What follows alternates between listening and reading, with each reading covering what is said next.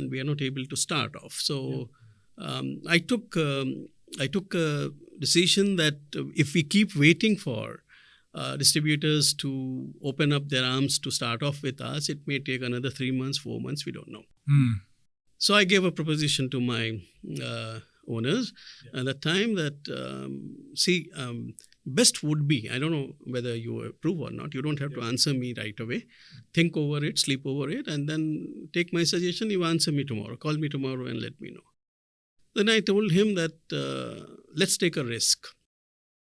Because if nobody wants because people are interested to take import products which are in fast-moving products, not a new company to establish which will take 7-8 months. Now the scenario is not good. And whenever these kind of things happens, the first thing to affect is your payments get stuck in the market. And those days, as you all remember, there were no like what we have today, the ABAs and this and that, Wing and all. Nothing was there. Every payment was a cash payment, which was, handled by the local staffs who are going to the provinces and all. So those were risky days. So I suggested, let's do own distribution. We import and we distribute, which the company has never done that before. So he jumped off from his chair and says, "Are you crazy? Who's going to take care? Because there is no banking system, no check system. Everything is in cash. How do you..." I said, as I said, this is just my suggestion. And for our viewers, again, this is 27 years ago, and we'll have plenty of time to talk about, 2024 and upcoming 2025. But yeah, that was the situation back then. But then it comes with the good and bad both. Then next day, my owner calls me back. So I told him that it can be 3 months, it can be 4 months. I don't know when we get a distributor because we can't force in a scenario like this. So then he comes back with a condition next day. Okay, I thought about what you said yesterday, and I don't mind you're trying out what you suggested, but I have a condition. I said, okay, let's hear it out from you. What is your condition? So he tells me that I will take this risk only if you don't travel around other countries right now. You be based here. Then I know I have a dependable person and I can take the risk, and you be here till everything is settled. So that decision from then and now 27 years, of course, I started off with my own company later on. That's a different issue. So that's how we started off our distribution. So you were here, you were, looking around the market, seeing what the opportunities are. There were some growing pains in Cambodia on the pathway to peace and stability, which we've enjoyed for many, many years now.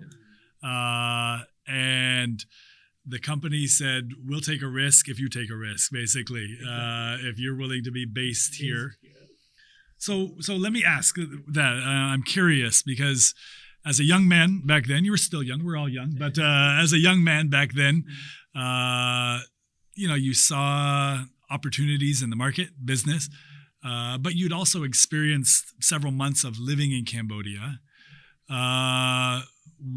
What was in your heart that made you agree to say, okay, I'll be based here for a significant period of time, both for the business, but obviously you're living here, eating here, working with locals here. What was kind of the emotional state that you had when that was the proposal made to you to be based here? To be honest, I think I'll just give you an example, which I'm sure all of you would have heard this.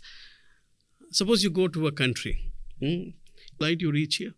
It's a visa on arrival. You can open a 100% foreign-owned company. Which country, neighboring countries? I mean, most of them, they don't allow that. So it is so easy to come and start off your work here. So there's no reason why I see that they should travel to Latin America or and this is a neighboring country, open with open arms, and I think we should all take advantage of this.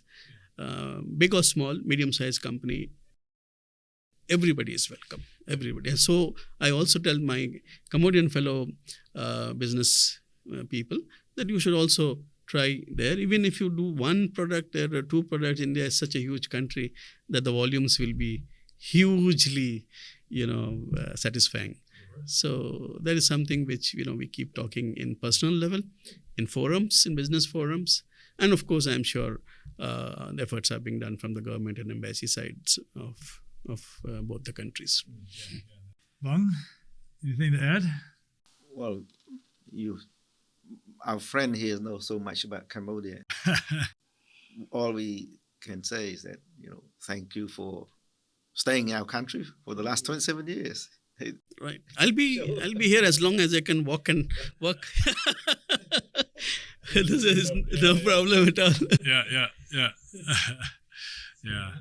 Well, Sandeep, I would love to continue talking. I reckon we'll definitely have, part 2 and part 3 of some very good conversations. Can I add a few other important points, which since I thought probably I will take this up since we are wrapping up.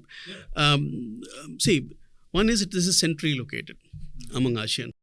So very easy I'm talking more for the investment part of view. Those listeners who are listening to us, that why they should come here, right? Very good. So visa on arrival makes things so easy. Before we used to get business visas on arrival as well, but now you can get it on invitation. That's not a problem.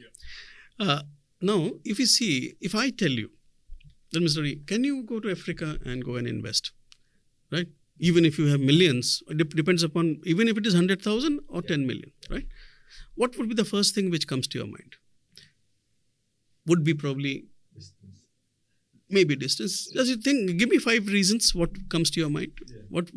Okay, distance is one. Distance, the culture. Culture. Okay. Uncertainty. Yes. Safety, uncertainty of your investment, right? Okay, that's right. So that is what I do not normally hear when I ask this question in the forums. Everybody tells a reason which is right from their point of view. Right. But if I want to go 1,000 kilometers, 10,000 kilometers away and invest, first question is my investment safe or not? Yeah. Isn't it? Yep. That's right. Now, when you come to Cambodia, this is not there for any investor, big or small. Yeah. Because you can open a 100% foreign-owned company. Right. You don't need a local partner. That's right. So that 60-70% of your worries are not there. Yeah. Yeah. Right? Yeah, it's very true. Yeah, very true. Yeah. Second, when you do not need a local partner, for example, you are doing trading, not land alone. Bank account is yours. Company is in your name. You are good in your business, you do, and you'll be successful. Where is the question of failure? The second very important point which comes to anybody's mind, any investor, and which is very common. Back in US also, if somebody comes and invests, how do I take back my funds if I want to? Which country in the region allows repatriation of funds, you tell me? A topic that there's a lot of wrong perceptions about Cambodia. And, in your role as the chairman of the Indian Chamber of Commerce in Cambodia, you deal with a lot of international guests. Obviously, you travel 135 nations, so you meet a lot of people too. And, they ask where you live, where's your business, and you talk about Cambodia, of course. I've experienced this. Bong Ry, you've experienced this as well.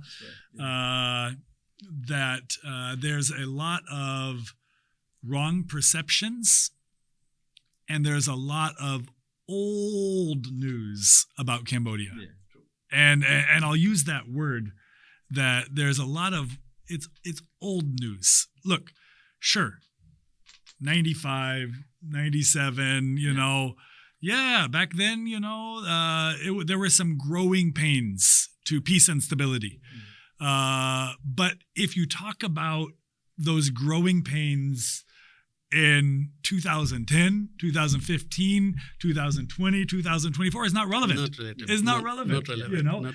And for those of us that are living here in the country, as we look to the future of Cambodia, I believe you would say the same, but as we look to the future of Cambodia, the next 5 years, 10 years, 15 years, 20 years, will Cambodia continue to be very stable, livable, peaceful, friendly? My answer would be absolutely. Absolutely. Same will be mine. And I can say this, sure, some people look at the tragic past of Cambodia or they look at those growing pains, but I can say this, Bong, you're Cambodian. Yes. Honorary Cambodian citizen, holding Cambodian passport as well.